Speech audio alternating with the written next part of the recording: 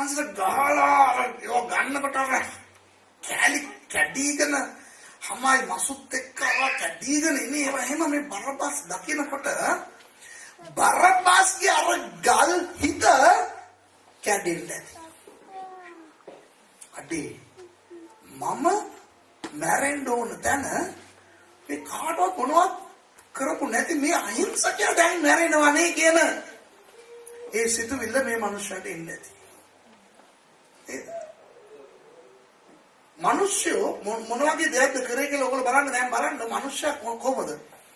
පිලාත් මෙතන ඉන්නවා මෙහා පැත්තේ ඉන්නවා බරබස් මෙහා පැත්තේ ඉන්නවා යේසුස් වහන්සේ. ඇයි යේසුස් වහන්සේ බරබස් කෙනෙක් තමයි. ඇයි? දෙවියන් වහන්සේගේ පුත්‍රයා. හරිනේ? පියාණන් වහන්සේගේ පුත්‍රයා. අබ්බාගේ අබ්බාස්. මෙයා අර නපුරු අබ්බාගේ බා. ලෝකයට අපලාත් කියනවා මේ බරබස් ඕනද මේ බරබස් ඕනද කියලා. ලෝකයට කවුද ඕනේ? මේ බරබස්. අර ජීවමාන ස්වර්ගික පියාණන් වහන්සේගේ එක ජාතක පුත්‍රයන් වහන්සේ එපා. අපි කියන ඕගොල්ලෝ ගැන දෙවියන් වහන්සේට ප්‍රශංසා වේවා. ඕගොල්ලෝ හරි බරබස්ව පිළිගත්තා. ඔබ දෙවියන් වහන්සේගේ ඒක ජාතක පුත්‍රයන් වහන්සේව ඔබ පිළිගත්ත නිසා ඔබ මහබස් කෙනෙක් වෙලා ඉන්නවා. දෙවියන් වහන්සේගේ පුත්‍රයෙක් කියලා ඉන්නවා. හරිනේ? දැන් තේරෙන්නේ නම නේද? නැත්තම් බරබස් කිව්වම නමක් කියලා ඔයගොල්ලෝ හිතලා ඇති නෑ. අපිත් බරබස්ලා දෙවියන් වහන්සේගේ ඒකයි අපිට අබ්බා කියලා උන්වහන්සේට කතා කරන්න පුළුවන් ඒ දරුකම අපිට ලැබිලා තියෙනවා.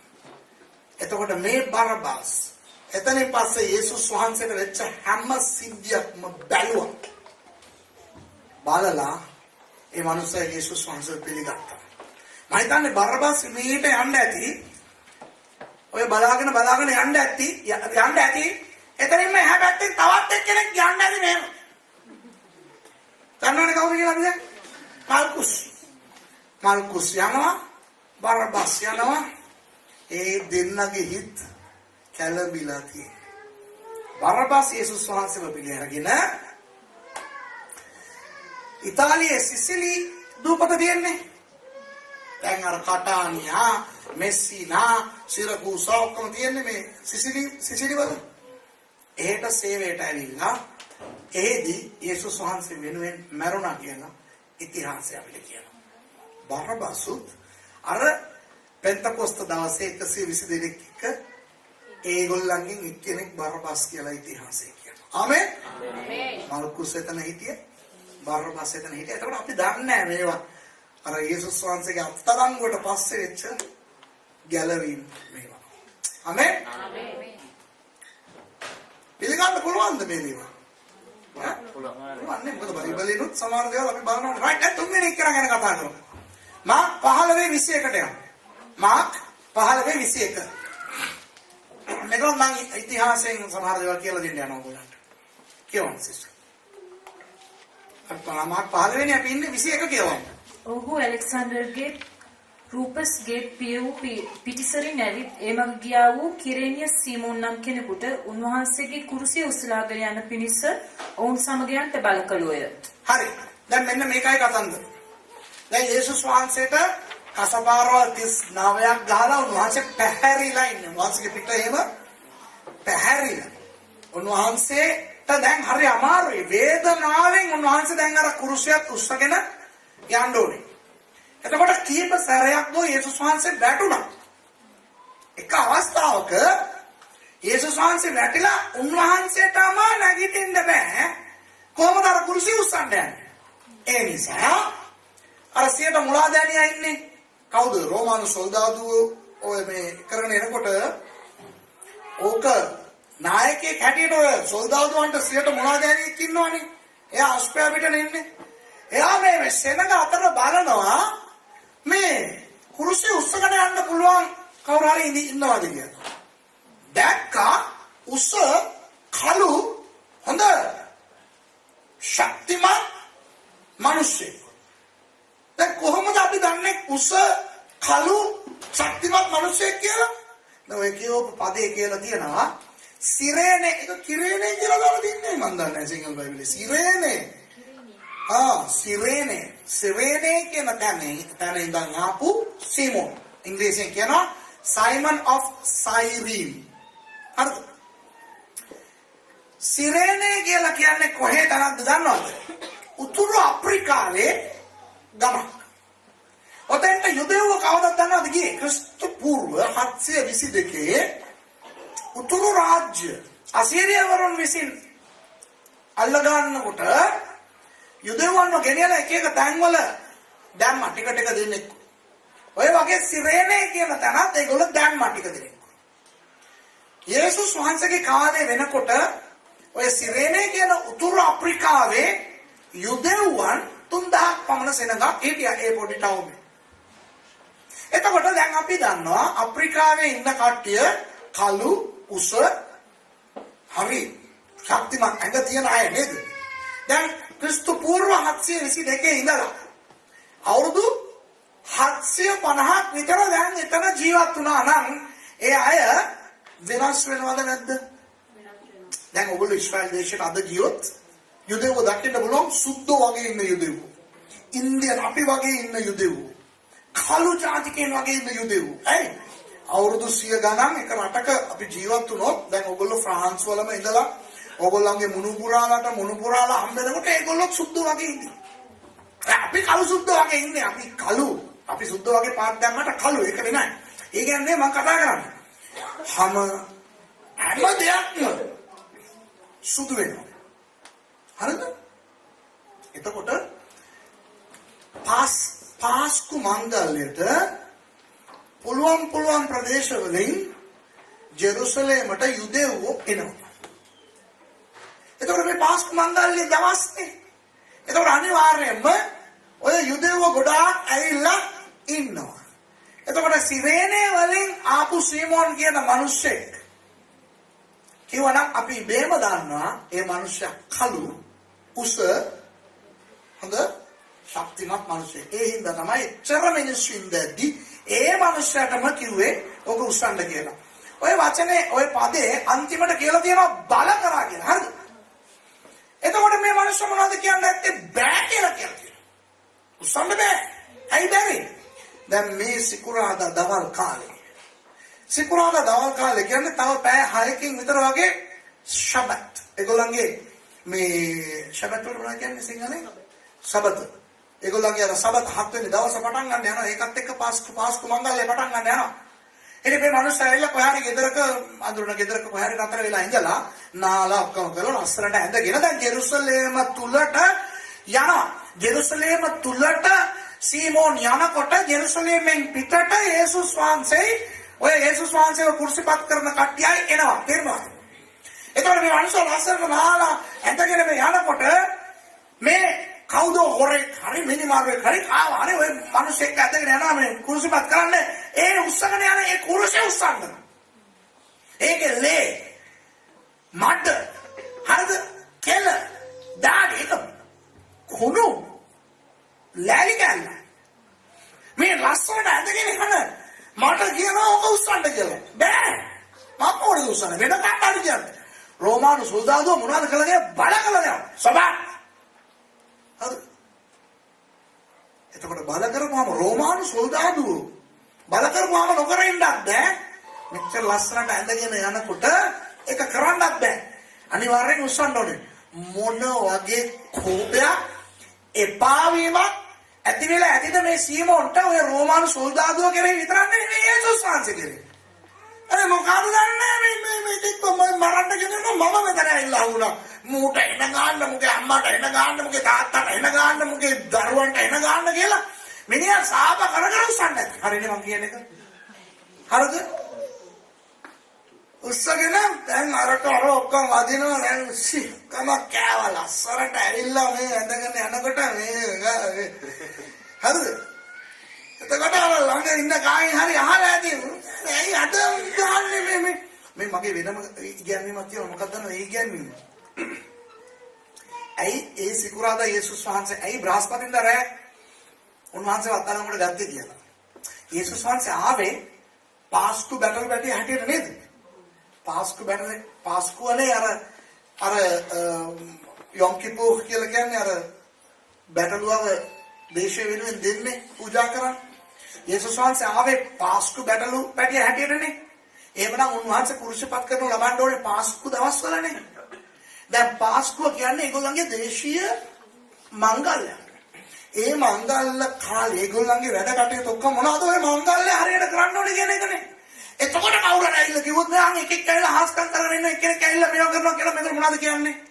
හරි ඔන්න එකෙක් ඕන එකක් කරපු දැන් ඉස්සල්ලා අපේ පාස්කුව ඉවර කරලා ඊට පස්සේ බලමු කියයිද නැද්ද? දැන් අපිට ස්පෙෂල් මීටින්ග්ස් තියනකොට ඔය කාට හරි ප්‍රශ්නයක් මොකක් කර තියනවා නම් මේ නායකත්වයේ කියයි මේ ඒක දැන් අපි මොනවද කතා කරන්න එපා. මේ දවස්වල මේ මීටින්ග්ස් ටික ඉවර වෙච්චාවයි. එතනින් පස්සේ ඔයා කතා කරමු කියලා අපි කියනවනේ. ඒ වගේ කායිෆස් උනත් ඕනම කෙනෙක් උනත් ඒගොල්ලෝ මොන වගේ ඒගොල්ලන්ගේ කාර්ය බහුලත්වය දැන් යොමු වෙලා තියෙන්නේ ඔය පාස්කුව හරියට කරගන්න. මෙතන කාවත් කුරුසිපත් කරගෙන මේ කාවත් මේ අත්අඩංගුවට අරගෙන ඒවා කරගෙන ඉන්න බෑ. ඒවා පාස්කුවට පස්සේ පුළුවන්. එහෙම කරොත් යේසුස් වහන්සේගේ මරණයට තේරුමක් නැති වෙනවා. උන්වහන්සේ එතකොට පාස්කු බැටළු බැටියෙක් හැටියට නෙවෙයි මැරෙන්නේ. ඒ නිසා යේසුස් වහන්සේ මොනවද කරේ? සතියකට කලින් යෙරුසලමට ඇවිල්ලා පුදුම විදියට අරුමුව ඇවිස්සුවා. යුදෙවන්න ඇවිස්සුවා. ඇතුළට රින්ගුවේ කොහොමද දන්නවද? කොටල් බැටියෙක් උඩ නැගගෙන. හරිද? එන්න කේස් යේසුස් වහන්සේ මගේ වෙනම ඉගැන්වීමක් තියනවා. ඒ සතිය තුල යේසුස් වහන්සේ කොහොමද මේ යුදෙවන්න ඇනලා අර තත්ත්වෙට මොන තත්ත්වෙද? පාස්පෝර්ට් තිබ්බේ පාස්පෝර්ට් ඉස්සලා මේකම ඉවර කරලා ඉන්නේ. අපේ මීටින්ග්ස් තියනවා. ප්‍රශ්නේ අපි මීටින්ග්ස් ඉවර වෙලා විසඳමු කියලා කියනකොට ඒ ප්‍රශ්නේ කොච්චර දුරට ගියා නන්ද අපි කියන්නේ මේ අය මීටින්ග් පැත්තකට තියලා ඉස්සලා මේක විසඳයි මොකද කියලා කියන්නේ. අන්න ඒ තත්ත්වෙට ජෙරුසලමේ හිටපු යුදෙවන්ව යේසුස් වහන්සේ ගේන්න ඒ අන්තිම සතියේ මාර ගේම් දුන්නා යේසුස් වහන්සේ. හරිද? ඒකට වෙනම ඉගැන්වීමක් තියෙනවා. වෙන කාලෙක ඇවිල්ලා ඒවා උගන්වන්න. හරි. එතකොට දැන් මේ සීමෝන්ට එපා වුණා මේ මට ලස්සනට යන මගේ පාස් අවුරුද්දකට සැරයක් එන එකක් නෙමේක. අද තව බය 6කින් පටන් ගන්න යනවා අපේ පාස්කුව. ශබත් එක්ක පටන් ගන්නවා. මේ කාගේද මේ කුසියක් උස්සන්න. හැබැයි එතන ඉඳන් යන ටිකට ඒ මිනිස්සයා එතන හිටපු මිනිස්සුන්ගෙන් දැනගත්තා අර මල්කුස් සහ බරබාස් දැනගත්ත දේ. මොනවාද? මේ මිනිස්සයා වැරදි කරලා නැහැ. මේ මිනිස්සයා හොඳ කරපු මිනිස්සෙක්. මේ මිනිස්සයා අමුතු මිනිස්සෙක්. එතන ඉඳලා ගොල්ගොතා ගිහිල්ලා ඒ කුරුසිය බිම තියලා සීමෝන් එතනින් අහක්ව ගියේ නැහැ. බැලුවා මොනවද වෙන්නේ මේ මිනිස්සයාට. ඔතනත් ඔයගොල්ලෝ මනෝවිද්‍යාව පාවිච්චි කරන්න ඕනේ. හිතලා බලන්න ඕනේ කොහොමද ඔයගොල්ලෝ එතන හිතලා බලන්න ඕනේ. ඔයගොල්ලෝ ඉඳලා තිබ්බනම් මොනවද කරන්නේ? ඒ මිනිස්සයා යේසුස් වහන්සේව පිළිගත්තා. කොහොමද දන්නේ? මාක් මේ සුභාරංචි පොත ලියනකොට මෙයා කියන මෙන්න මෙහෙම කතාවක්. එයාගෙන් ඇහුවලු හලෝ ඔහෙ කවුද කියලා. නේද? මේ සොල්දාදුව ඇහුවලු. ඔහෙ කවුද කියලා. ඒ මනුස්සයා කියනවා මම සිරේනේ වලින් ආපු සීමෝන් කියලා. එතකොට මාක් කියලා තිබ්බනම් සිරේනේ වලින් ආපු සීමෝන් කියලා ඒක අපිට ප්‍රශ්නයක් නැහැ. හැබැයි ඔය පදේ පටන් ගන්න කොහොමද? ආයෙ කියවන්න උඩ අර පදේ කියවන්න 21 ඇලෙක්සැන්ඩර් කියවන්න. ඔහු ඇලෙක්සැන්ඩර්ගේ රූපස්ගේ පිය වූ පිටිසරින් නැවිත් ගියා. මාගේ ප්‍රශ්නේ මාක් කොහොමද දන්නේ අර සීමෝන් ඇලෙක්සැන්ඩර් රූෆස් කියන දෙන්නෙක්ගේ තාත්තා කියලා? දැන් සොල්දාදුව අහනකොට තවසේ නම මොකද්ද? මේ ඇලෙක්සැන්ඩර් රූෆස් කියන කොල්ල දෙන්නෙක් ඉන්නා. ඒ දෙන්නගේ තාත්තා සිරේනේ වලින් ආපු සීමෝන් මන්ද. ඒවල කියන්නේ නෑනේ. එතකොට මාක් කොහොමද දන්නේ මේ මිනිස්සයා ඇලෙක්සැන්ඩර් රූෆස්ගේ පියා කියලා? මොකක්ද සම්බන්ධයක් තිබෙන්නේ නැති. එහෙම දැනගන්න පුළුවන් කියමුකෝ. ඇයි ඒක බයිබලේ ලියන්න ඕනේ? ඇලෙක්සැන්ඩර් රූෆස් කියන දෙන්නා මොකක් හරි ඒගොල්ලන්ටයි මේ මාක්ලටයි සම්බන්ධයක් තියෙනවා. හොයලා බලන්න. පස්සේ මම හොයාගත්ත දේ ඔයගලන්ට කියන්නම්. තව බයිබල් පද දෙකක් පෙන්නන්නත් යනවා. මේ සිරේනේ වලින් ආපු මේ සීමෝන් යේසුස් වහන්සේව පිළිගත්තා. එයත් පෙන්තකොස්ත දවස එනකන් ඉඳලා ශුද්ධාත්ම බෞතිස්ම ලබාගෙන තමයි සිරේනේ වලට ගියේ. හොඳේ? එයයි බරබසුයි මල්කුසුයි තව එක්කෙනෙක් ඉන්නවා. එයා ගැන පස්සේ කියන්නම්. ඒගොල්ලොත් හිටියා අර යේසුස් වහන්සේ අර මතේ 28 කියන්නේ නුඹලා ගොස් සකල ජාතින් දෝලෙන් කරපන්න කියලා කිව්වේ. එතකොට මේගොල්ලොත් හිටියා ඒක. නැවත නැගිට යේසුස් වහන්සේ අනේ දෙනකොට ඒ අනේ ගත්ත ඒක තමයි බරබස් මේ සිසිලියා වලට ගියේ. මල්කුස් සයිප්‍රස් වලට ගියේ. මෙයා ගියා එයාගේ රටට පෙන්තකොස්ත දවසේ ශුද්ධාත්ම බෞතිස්මත් ඔක්කොම ලබාගෙන මෙයා ගියා.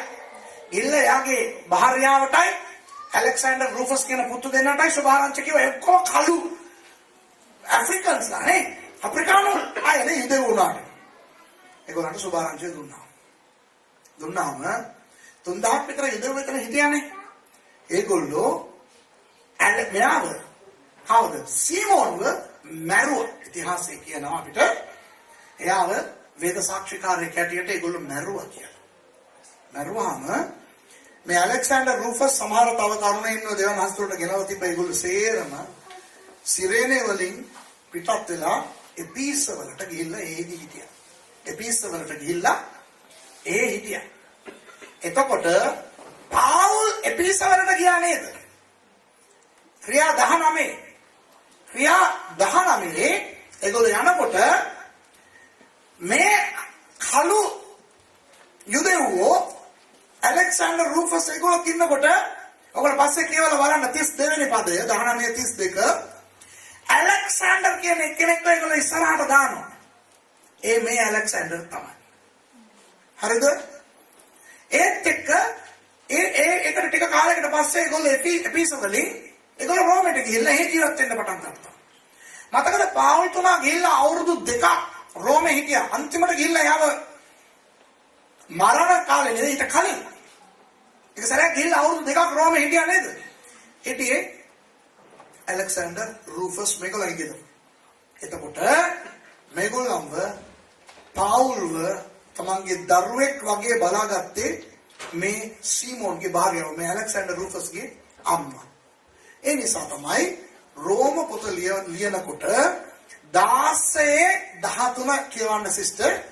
ඒකේ ලස්සන දෙයක් මේ අපේ පාවුල් තුමා කියනවා. රෝම පොතේ 16:13 වෙනි පදේ කියවන්නකෝ. තමන් රෝමේ ඉන්නකොට තමන්ව පුතෙක් වගේ බලාගත්ත ඒ අම්මටයි ඒ රූෆස්ටයි සුබ පතන්ද කියන එක යා කියන විදිය බලන්න. කියවන්නකෝ.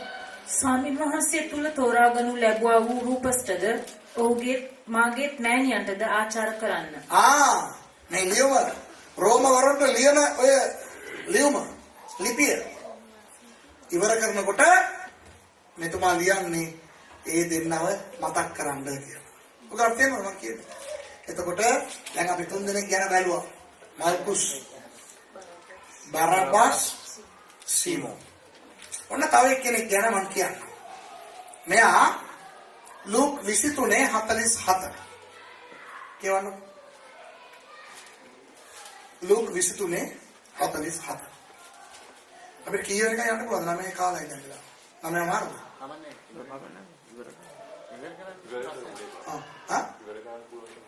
ඉවර කරමු. කියවන්නකො 47.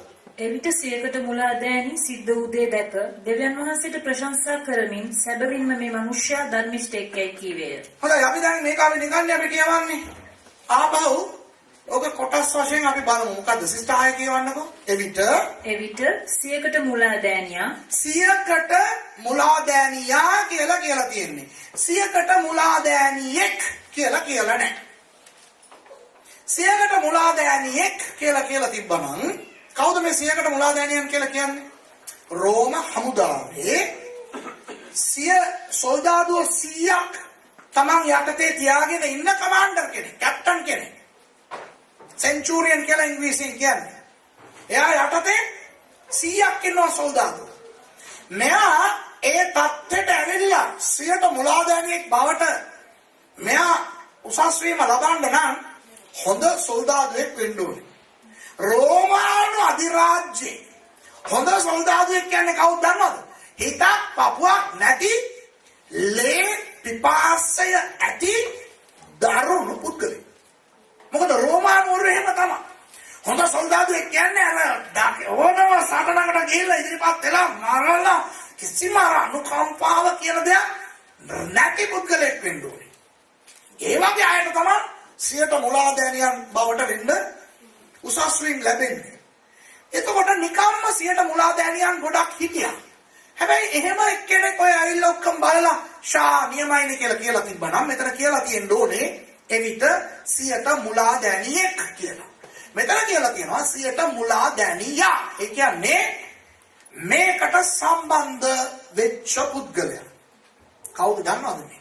මං කිව්වා නේද කායිෆස්ලා ගිහිල්ලා පිලාත්ගෙන් ඉල්ලනවා කියලා මේ මෙහෙම එක්කෙනෙක්ව අත්අඩංගුවට ගන්න මිනිස්සු ඔයගොල්ලන්ගේ කායිසර්ට විරුද්ධව වැඩ කරනවා තමන්ව රජ තියාගෙන ඉන්නවා කියලා. එතකොට පිලාත් ඒ මිනිස්සුව ගිහිල්ලා කායිෆස්ලා වෙනුවෙනුයි අපේ කායිසර් වෙනුවෙනුයි මේ අත්අඩංගුවට ගන්න කියලා ඒ වගකීම බාර දෙන්නේ කාටද? කැප්ටන් කෙනෙකුට. කවුද ඒ කැප්ටන්? මේ හාමුදුරුවෝ. එයාට මොනවා කියන්නේ බ්‍රහස්පතින්ද හවස ගිහිල්ලා අත්අඩංගුවට ගන්න කියලා.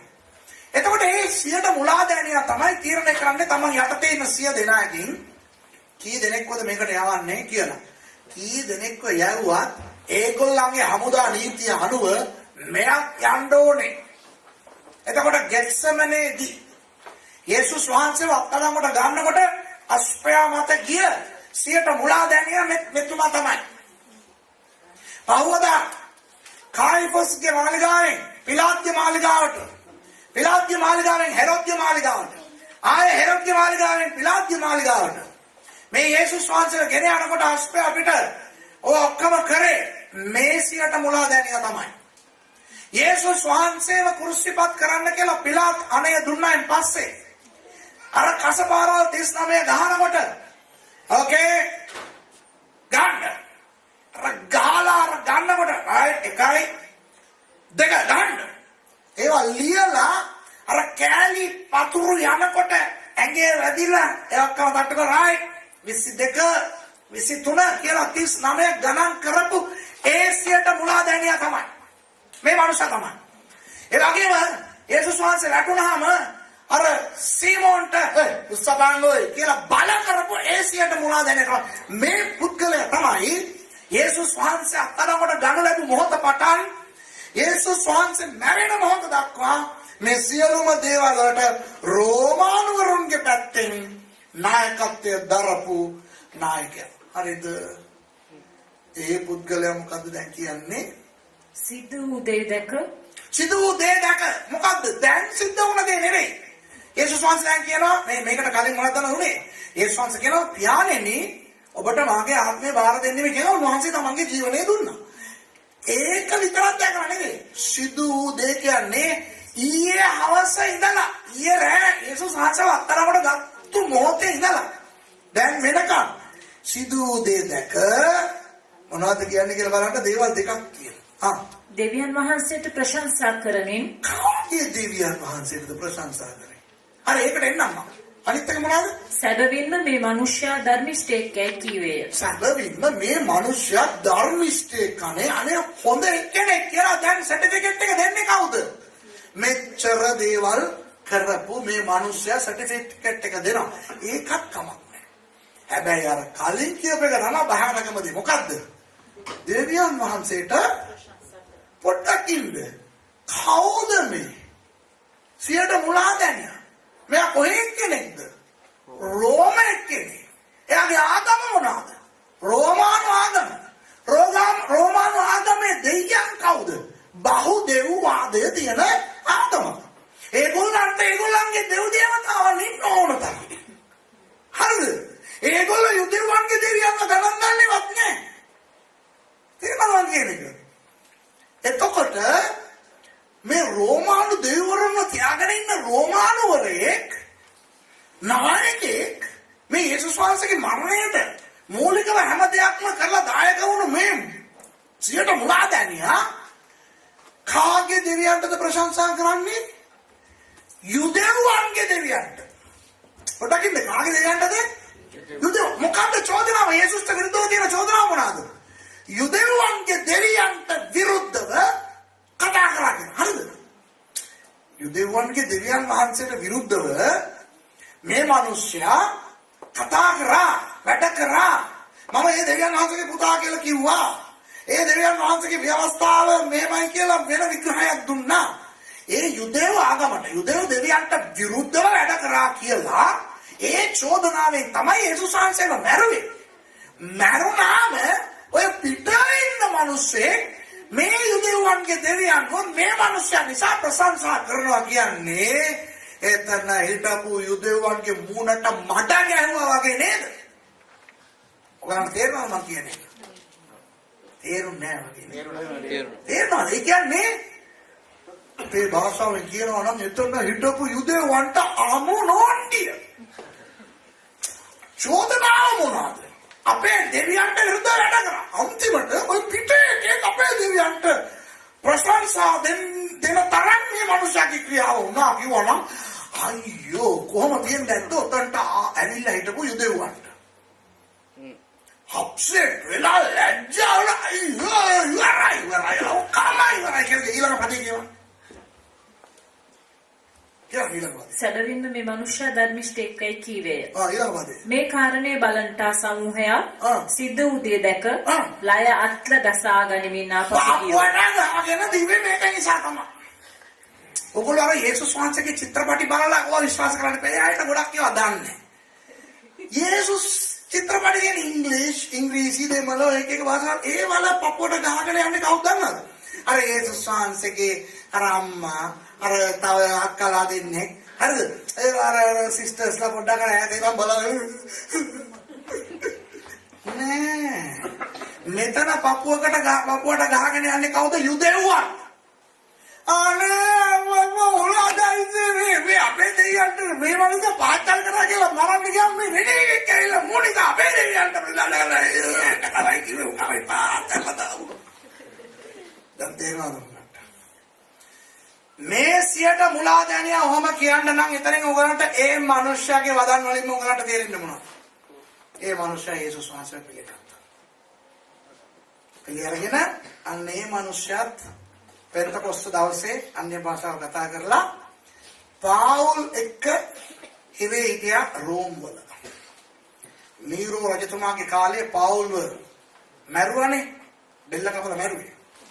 පාවුල් එක්ක බෙල්ල කපලා මැරුවේ මෙයා. හලෙලුයා කියන්නේ. අරන් අපි හිතන්නේවත් නෑ නේද? හතර දෙනෙක්. මල්කුස්, බරබ්බාස්, සිරේනේ වලින් ආපු සීමෝන් දැන් මේ සියට මොළය දැන්. අවසාන පුද්ගලයා ගැන මම ඔයගලන්ට කතා කරන්නම්.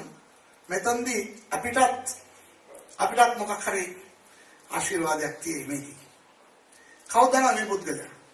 මේ පුද්ගලයා යේසුස් වහන්සේව පිළිගත්තට මේ පුද්ගලයාට ලෝකයේ යේසුස් වහන්සේ වෙනුවෙන් ජීවත් වෙන්න අවස්ථාවක් ලැබුණේ නැහැ. යේසුස් වහන්සේත් එක්ක කුරුසිපත් වුණා වූ දෙන්නයින් එක්කෙනෙක්. වංගත් පැත්තේ හිටපු මිනිස්සයා. මම සමහර දේවල් ඔයගලන්ට කියන්නම්. ලූක් 23ට. ලූක් 23 වෙන මේකයි කතා. යේසුස් වහන්සේ අර පෙර දින රැ අපඩමට ගන්න ලැබු මොහොත පටන් යේසුස් වහන්සේට මිනිස්සු ජරා විදිහට කතා කරනවා. අපහාස කරනවා. හරිද? කුණුහරුප ඒගොල්ලන්ගේ භාෂාවෙන් කුණුහරුප වලින් බනිනවා.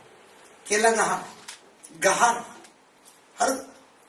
යේසුස් වහන්සේට අස්සන වචනයක් කතා කරන්න එක්කෙනෙක්වත් හිටියේ නැහැ.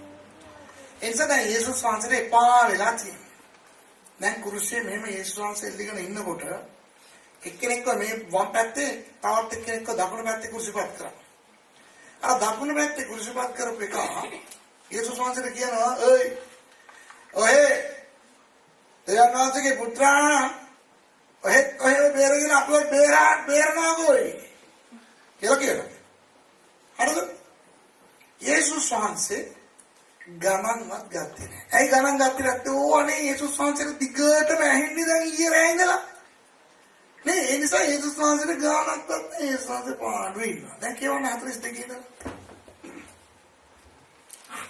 කියව ලූක් 23 තවද ඔහු යේසුස් වහන්සේ ඔබ 40 ඉඳලා කියවන්න අපේ 40 ඉඳලා මෙන්න 40ට යන්න. අනික් අය ඔහුට තරවටු වෙමින් එම දඬුවමට පැමිණ සිටින නුඹ දෙවියන් වහන්සේටවත් බය නැද්ද? අප දඬුවම් ලබන්නේ සාධාරණ ලෙසය. මක් නිසාද අපේ ක්‍රියාවලට සුදුසු විපාක ලැබමුව. මේ බලන්න. යේසුස් වහන්සේ දැන් මේ මනුස්සයා මෙහෙම කියනකොට යේසුස් වහන්සේ පාඩුවේ මෙහෙම ඉල්ලගෙන ඉන්න ගණන්වත් ගත්තේ නැහැ. පළමු වතාවට යේසුස් වහන්සේට ඇහෙනවා කවුද කාටද බණිනවා යේසුස් වහන්සේ නෙවෙයි. මෙහා පැත්තේ ඉන්නේ කෙනා අර පැත්තේ ඉන්නේ කියලා බලන අයිසේ තමුසට මිත්‍ර මේ කියන්නේ මේගොල්ලෝ කුෂිපත් වෙලා ඉන්නේ. එතකොට ඒ කියන්නේ හලෝ උඩ දැන්වත් බය නැද්ද අපි මැරෙන්නේ යනකොට ඔබ පාත් දාගෙන ඉන්නවනේ ඔයි. අපි නම් වාචාල වැඩ කරලා කුටි කනවා. මේ මනුස්ස මොනවා කරා කියලාද මම අපි වගේ මේ මනුස්සයට ගහන තමුසේ නම් මාචරාම ජරාම එක ඔයි කියලා කියනවා. මං හිතන්නේ මනෝවිද්‍යාව පැත්තේ මේ කතා කරන්නේ. යේසුස් වහන්සේ හැල්ල බලන්නේ මගේ දෙන්නේ මේ මම මේ කතා කරනවා කියලා. නේද? එහෙම කියලා යේසුස් වහන්සේ ෂොක් කරලා බලන්නේ. යේසුස් සියරසක් මිනිස්සු කැඩෙන්න එතන හිටියේ. අර එතන කැඩපුවා යේසුස් දෙවියන් වහන්සේනේ උන්වහන්සේ දන්නවනේ නෑ. මිනිස්සු කැඩෙන්න ඉන්න ඒ නිසා අපි වගේ තමයි හිටියේ උන්වහන්සේ. ෂොක් වෙලා උන්වහන්සේ බලනවා. එතකොට දැන් කියවන්න 42. 41 කියවන්නකො. අප දඬුවම් ලබන්නේ සාධාරණ ලෙසය. මක් නිසාද අපේ ක්‍රියාවලට සුදුසු විපාක ලැබමුව. නමුත් මුන්වහන්සේ කිසි වරදක් නොකළ සේකය කියා උත්තර දුන්නේය. උත්තර දීලා තවද ඔහු යේසුස් වහන්සේ ඔබගේ රාජ්‍යයෙන් යුක්තව ඔබ එන කල මා සිහි කළ මැනවයි කීවේය. යේසුස් වහන්සේ කියලාද කතා කරේ? ලස්සනට ග්‍රීක බයිබලයේ කියලා තියෙනවා කුරියේ කියන්නේ ස්වාමිනී. හරිද? ස්වාමිනේ වෙන භාෂාවක බයිබලයක් තියෙනවා කාගෙන් හරි. ෆ්‍රෙන්ච් තියෙනවා බයිබල්. මොකක්ද ඒක කියලා තියෙන්නේ? පොඩ්ඩක් බලන්න 42 මොකක්ද කියලා තියෙන්නේ? ඉංග්‍රීසි එකේ මොකක්ද කියලා තියෙන්නේ? මාස්ටර් නැත්නම් ලෝඩ් කියලා තියෙනවද නැත්නම් ලෝඩ් අන්න ඔය ඉංග්‍රීසියෙන් එනවා දැක්කද? ලෝඩ් කියන්නේ මොකද්ද? ස්වාමිනේ. ඒක මොනවා කියනවා? සිනියර් කියලා කියනවද? නැත්නම් මොකද්ද? සිනියර් කියලා කියනවද? ඒක තමයි කියන්නේ. සිංහල බයිබලයේ ඒක ඇල්ල නැහැ නේ. යේසුස් වහන්සේ කියලා කතා කරනවා. ස්වාමිනේ කියලා දැන් ඔයාලට තේරෙනවද ඉංග්‍රීසිුත් ෆ්‍රෙන්චුත් කියනවා නම් ඉතින් නේ. දැන් මම ග්‍රීක වලින් ඔයගොල්ලන්ට කියන්නේ ඔයගොල්ලෝ ග්‍රීක දන්නේ නැහැ. නමුත් ඔයගොල්ලෝ ඉංග්‍රීසි දන්නවා ෆ්‍රෙන්ච් දන්නවනේ. vous parlez français, hein? On comprend pas? එතකොට දන්නවනේ මොකක්ද මේ කියන්නේ කියලා? එතකොට කෙලින්ම කියනවා ස්වාමිනේ කියලා. ස්වාමිනේ කියලා ඔබගේ රාජ්‍යයෙන් යුක්තව ඔබ එන කල මා සිහි කළ මැනවයි කීවේය. ඔබගේ රාජ්‍ය අප කියන්න මයික් එක හරියට වැඩ කරේ නැහැ. ආයි කියන්නේ තවද ඔහු ස්වාමිනී ඔබගේ රාජ්‍යයෙන් යුක්තව ඔබ එන කල ස්වාමිනේ එනවනේ. ආ දාලගේ අතින් නියමයි මේව තමයි ඉන්න ඕනේ. thank you. ඒක හරිනේ. හරිනේ. ස්වාමිනේ කියවන්න. එහෙමම කියවන්න. ඔබගේ රාජ්‍යයෙන් යුක්තව ඔබ එන කල මා සිහි කළ මැනවයි කීවේය. බලන්න යේසුස් වහන්සේට මේක ලොකු ආශිර්වාදයක් වුණා. හරිද? දැන් මම ඔයගොල්ලන්ගෙන් ප්‍රශ්නයක් අහන්නම්. කාර්ෆූර් වලට යනවා නේද ඔයගොල්ලෝ shopping කරන්න? කාර්ෆූර්. යනවා නේද? යනවා. දවසක් ගියා. තනියම ගියා. ඔයගොල්ලෝ ඔය ෆ්‍රාන්ස් වල ඉඳගෙන ලංකාවට ආවිලා අපි වගේ අහිංසකයින්ට පාත් දාන්නේ. සාවා. හරි කොහොමද කියලා කතා කරන්නේ? සාවා ලංකාවට ආවිලා සාවා. සාලපියා එසු. ඒ වගේ ඔයගොල්ලෝ හරි. එහෙම පාත් දාන ඔයගොල්ලෝ අය ඔයගොල්ලෝ hina වෙන්නේ ෆ්‍රෙන්ච් වලින් හරි. නිදා ගන්නකොට ගොරවන්නේ ෆ්‍රෙන්ච් වලින්. ඔයගොල්ලෝ ගියා ඒ කඩේට. ගිහලා බඩු ගත්තා. බඩු අරගෙන ගෙව්වා. අස්සනට ගෙවලා බිලක් ගත්තා. දැන් එළියට එනකොට අරකින් එළියට එනකොට අරක කෑ ගහනවා දැන්.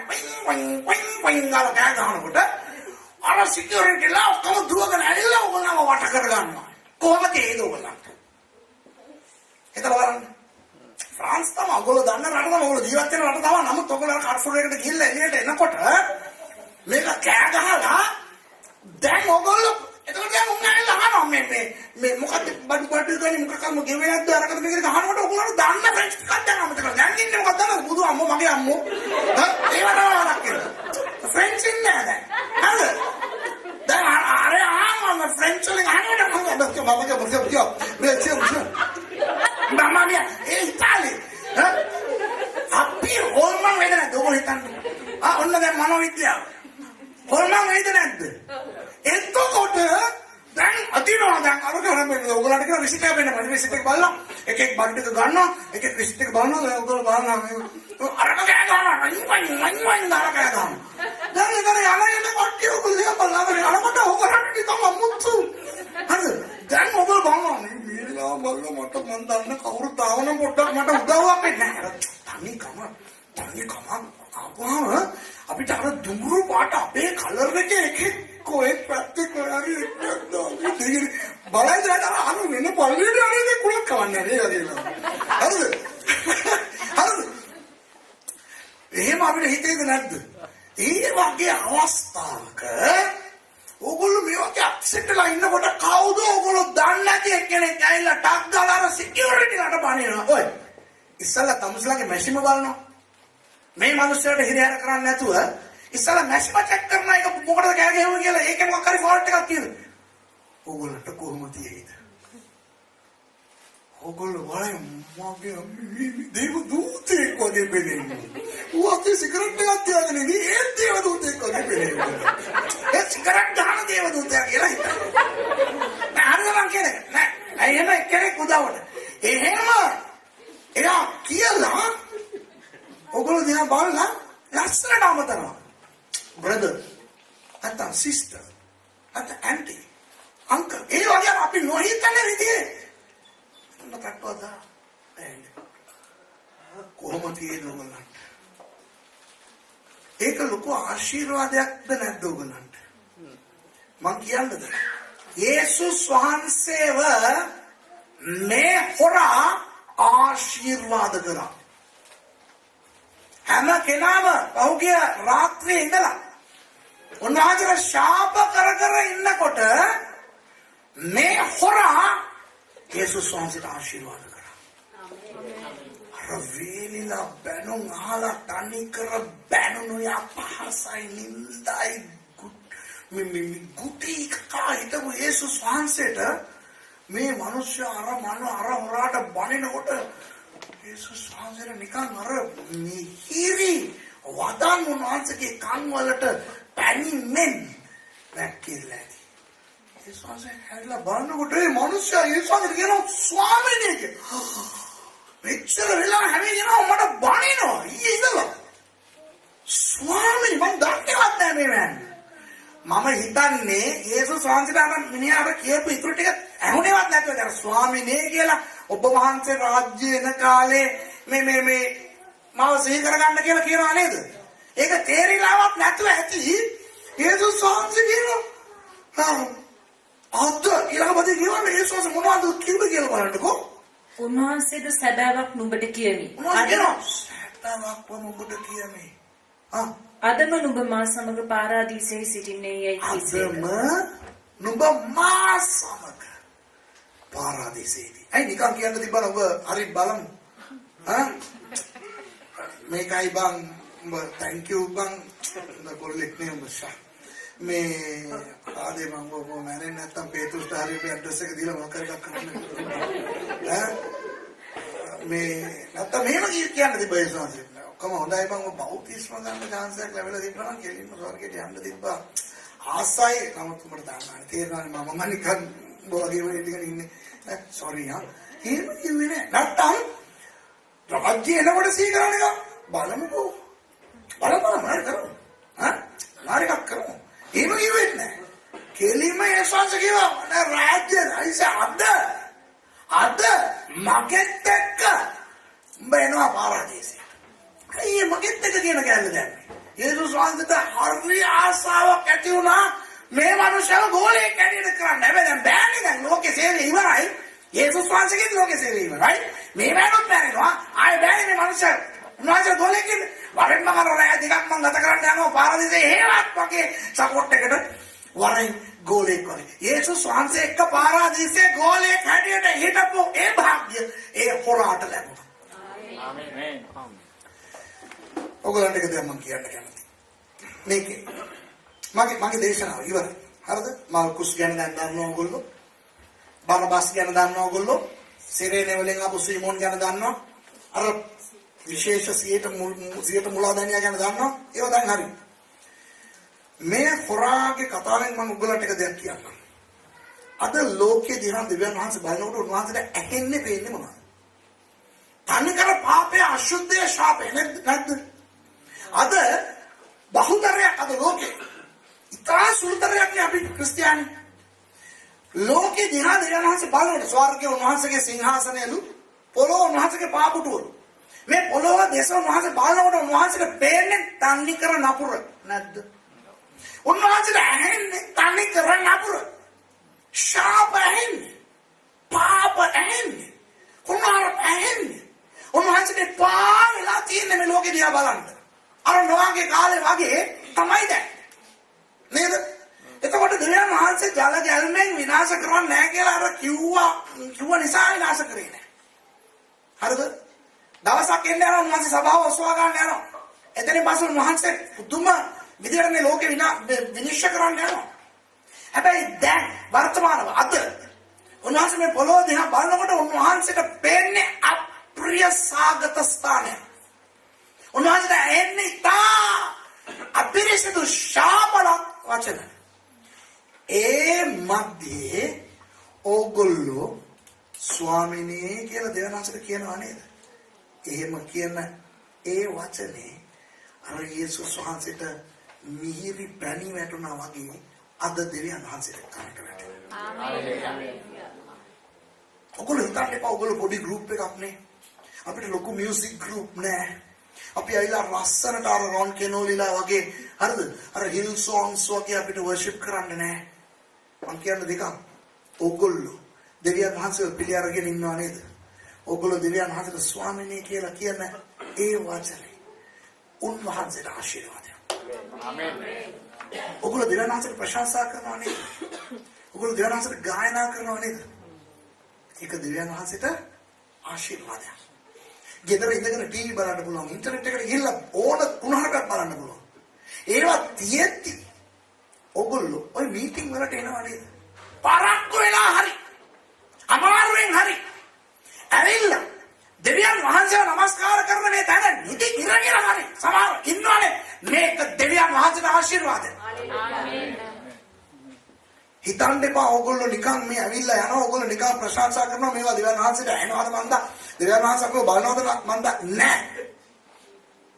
ඕගොල්ලෝ දෙවියන් වහන්සේට ආඥා කරන ප්‍රශංසා කරන සභාවට එන දෙවියන් වහන්සේ වෙනුවෙන් කරන ඕනෑම සුළු දෙයක් තුලින් ඔබ දෙවියන් වහන්සේට ආශිර්වාද කරනවා. ආමේන්. ඒ කියන්නේ ආශිර්වාද කරන්නේ දෙවියන් වහන්සේ. උන්වහන්සේ ළඟ ආශිර්වාදයක් නැහැ කියලා කියන්නේ බෑ. උන්වහන්සේ ළඟ තමයි සියලුම ආශිර්වාද තියෙන්නේ.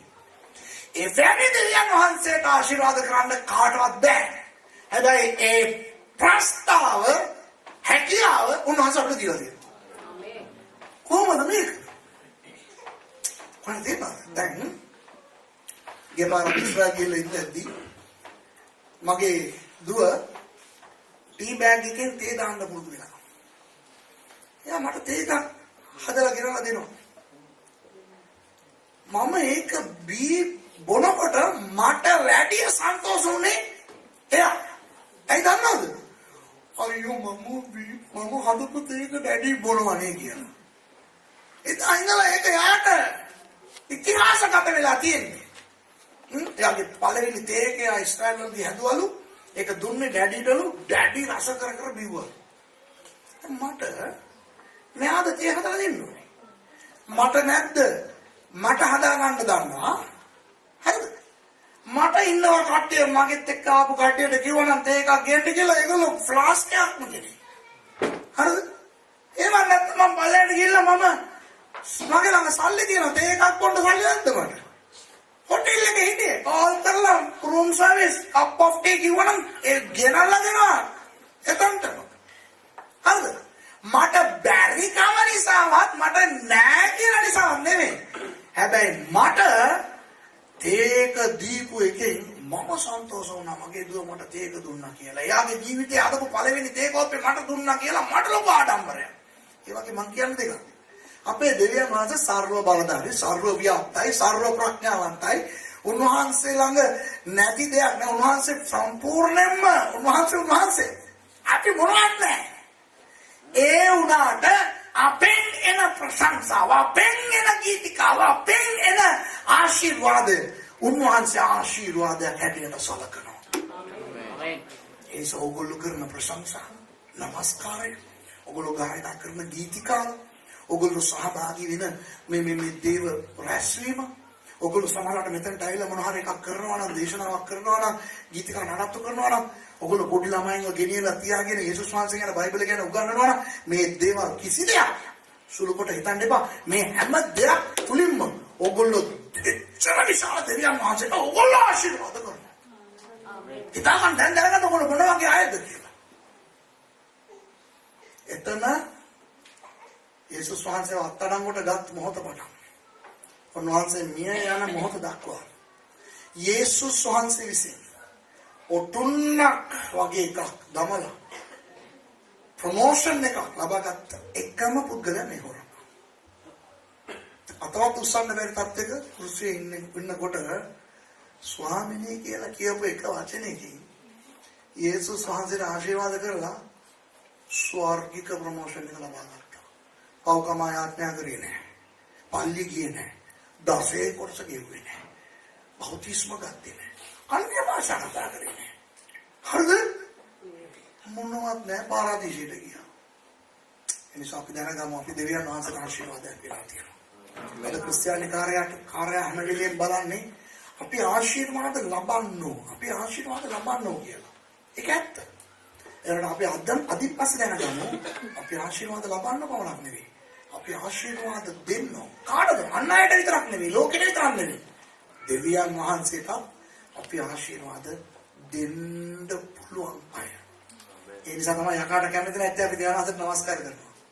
යකාට කැමති නැත්නම් අපි දෙවියන් වහන්සේට ගායනා කරනවා. හරිද? ඔයගොල්ලන්ගේ හඬ ඔයගොල්ලෝ මොනවද ඔක්කොම අමතක කළා.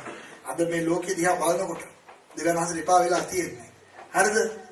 ඒ එපා වෙලා ඉන්න දෙවියන් වහන්සේට පොඩ්ඩක් හරි සතුටක් ආශිර්වාදයක් ලබා දෙනවා නම් කවුද දන්නවද? ඔබ. එච්චර ලොකු අය ඔයගොල්ලෝ දෙවියන් වහන්සේ. ආමෙන්.